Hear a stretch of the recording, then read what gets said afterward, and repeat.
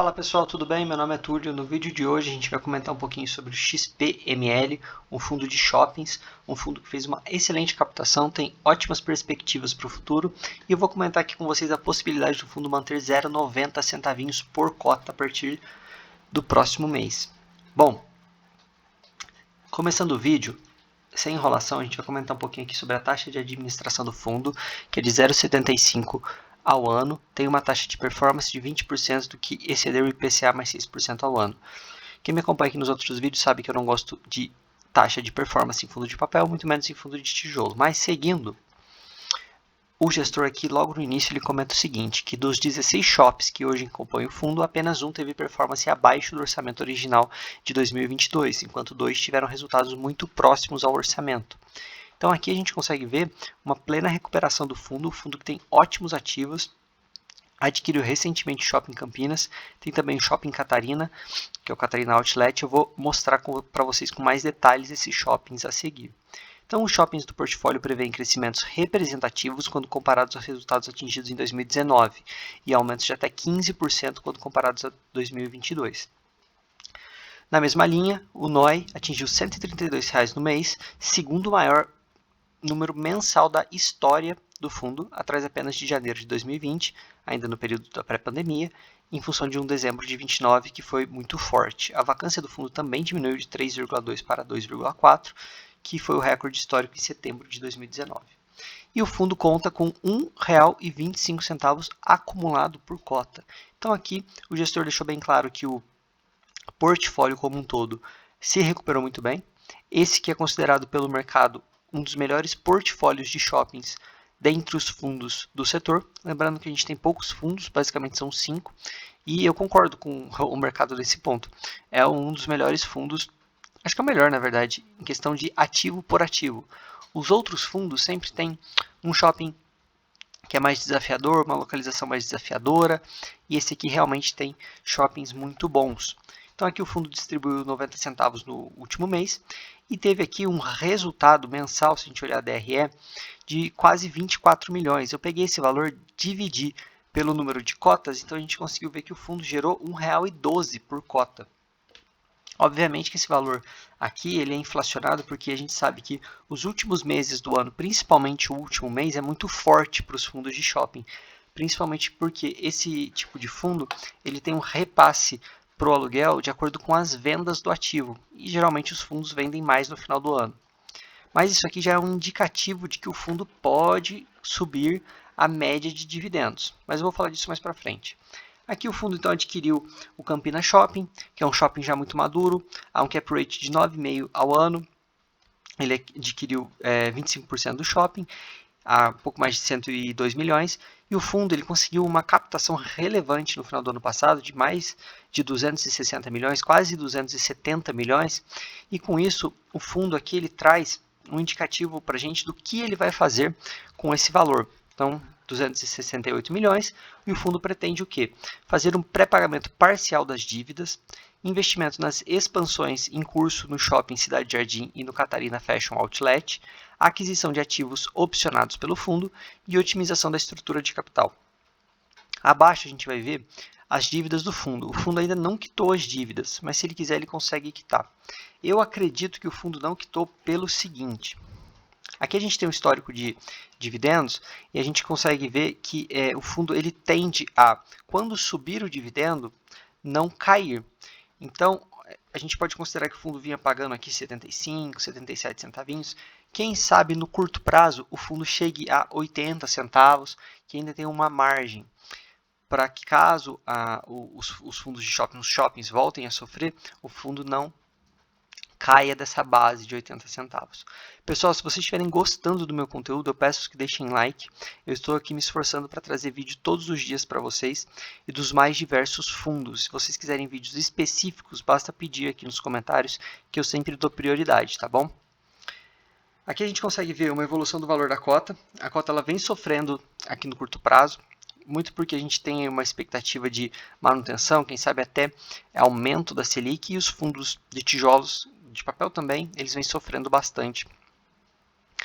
E nesse valor aqui de R$ 96, a gente começa a ter um dividend yield bem atrativo, principalmente se o fundo conseguir subir o rendimento. Liquidez de 4,2 milhões ao mês, é um fundo muito grande, então muito tranquilo a questão da liquidez. Aqui a gente tem as classes, né, de ativos, então quase 90% do fundo está em imóveis, ele tem aqui 7% em caixa, que vai ser muito importante como a gente vai ver na frente.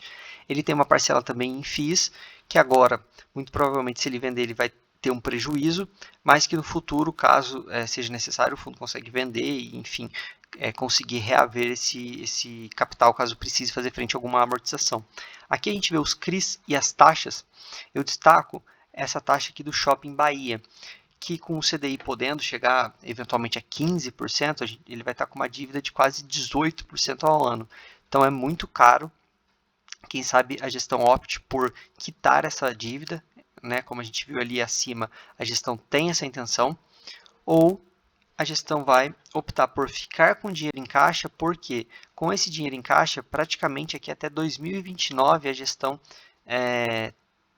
tem dinheiro em caixa para fazer frente às amortizações, certo? Aqui em 2026, provavelmente, a gente tem a troca de governo, quem sabe a manutenção, mas no consenso de mercado, que nos próximos 4 anos, eles vão ser muito instáveis. Então, a gestão tendo esse dinheiro em caixa para segurar pelo menos até 2026, dá mais tranquilidade para esse fundo. Bom, aqui ele traz um pouco dos indicativos de vendas. Eu não vou comentar isso aqui porque isso aqui ele traz já em vários relatórios e eu vou fazer um comparativo de vídeos dos fundos de shopping. E aí eu vou me ater a esses indicativos em todos os shoppings e vou comparar uns com os outros. Eu acho que vai ficar mais enriquecedor para a gente. Aqui a gente consegue ver indicação de ABL, vendas totais, em forma de tabela, que fica mais fácil. Deixa eu descer aqui porque eu quero mostrar para vocês isso aqui. Aqui a gente consegue ver a origem da receita do fundo. Então aqui abaixo ele coloca o ativo e quanto representa na receita. A gente pode ver que a maior concentração é no Catalina Fashion Outlet.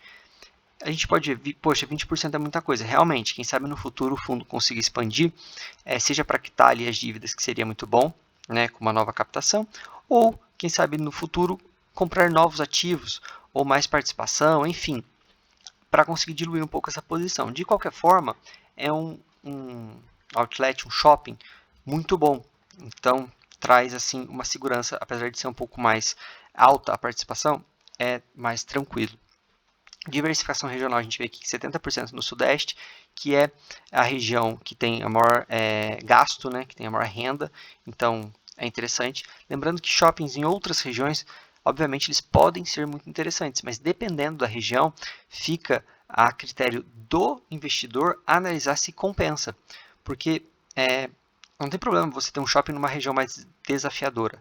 Entretanto, o retorno tem que ser compatível com o risco.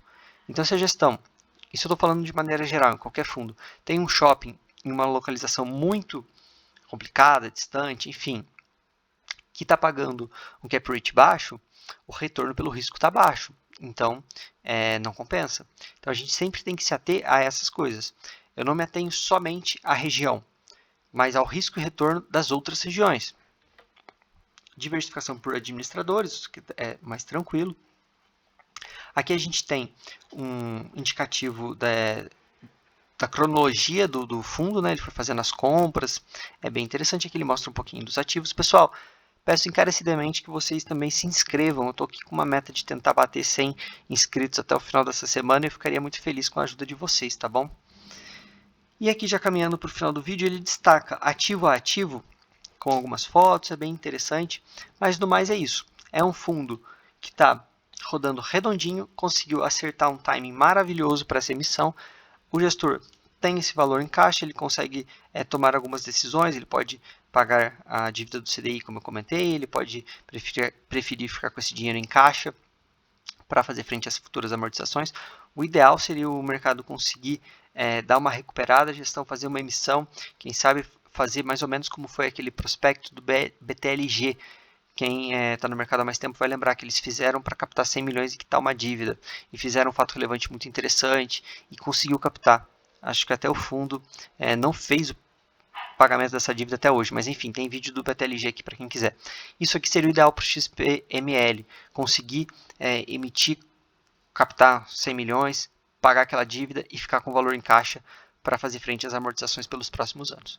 Bom, pessoal, se vocês gostaram do vídeo, é isso e até o próximo.